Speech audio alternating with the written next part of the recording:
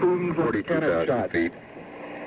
The shuttle is now 0.8. below the speed of 22 sound, miles range.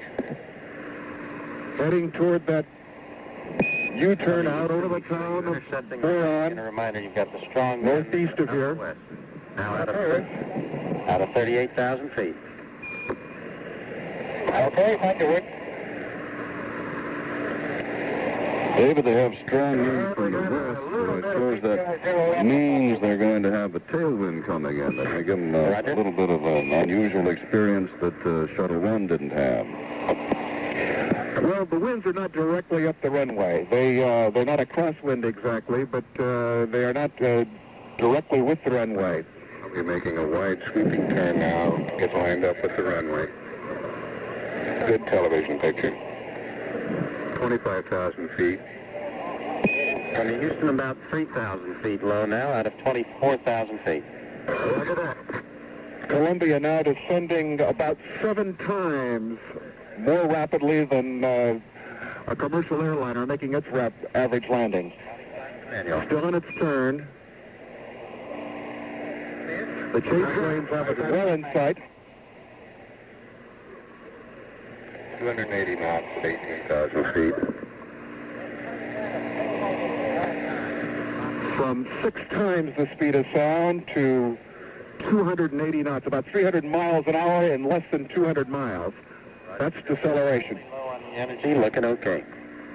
We now have a beautiful view of the orbiter descending, one of the chase planes to its left, below it.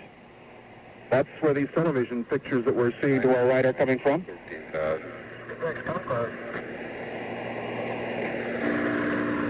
So far, a near rerun of last spring's first landing of the shuttle. You have a go for auto land.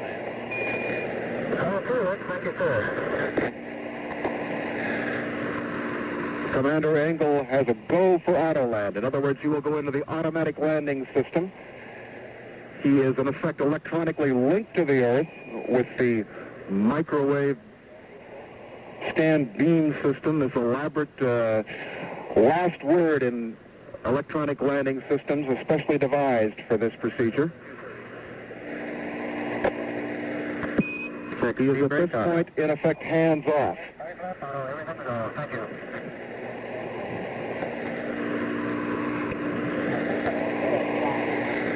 David, I think at least truly gets to put the landing gear down. That's one of the few manual things that are done, and that's not done until one of the last minutes of the flight. The flight plan, Reed, calls for Engel to actually take, the manufacturer doesn't like to call it manual control stick steering, but in effect manual control of the craft at about 1,800 feet altitude during the closing seconds of the landing process. As we said, everything seems to be a near rerun, at least visually, of last spring's first landing of Columbia. Mission Control here, of course, sees on their monitors what the chase planes are able to develop in terms of a picture. And there at Edwards, you should be able to eyeball her in by now, David. She must be pretty close. She is descending very rapidly now. Indeed, we are eyeballing her in. Again, descending 7 times at the rate of a commercial airliner making landing.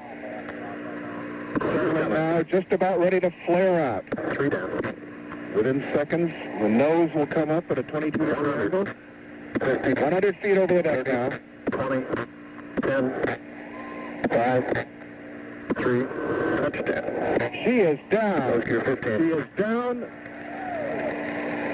The first spacecraft to go into space a second time and return to Earth. Down, apparently a beautiful landing with dust flaring out behind it. Touchdown. Welcome back. Thank you, Chase. A beautiful landing. Applause all around us here. The VIP zone right behind us, thousands of people looking on. This is Shuttle Control. The unofficial landing. touchdown time and mission elapsed time is 2 days, 6 hours, 13 minutes, 10 seconds. That's about a minute, 10 seconds beyond what they had figured it would be yesterday, which is not bad, as they say, for government work. After 2 days and 6 hours plus in space, as near to perfect as you could make it, practically. The shuttle now continuing to roll out along this desert lake bed.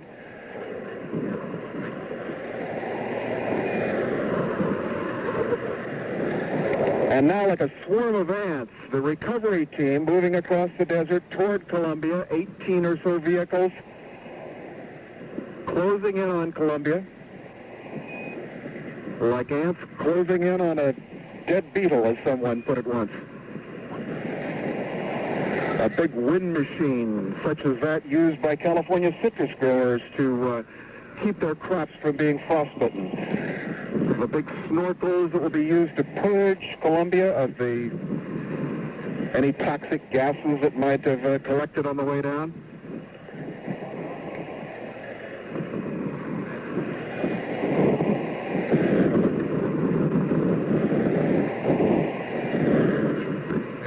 Well, that's the scene as David Dow described it, as the big bird comes lumbering in for a landing a little more than a minute late than the predicted touchdown time was at Mission Control here in Houston yesterday.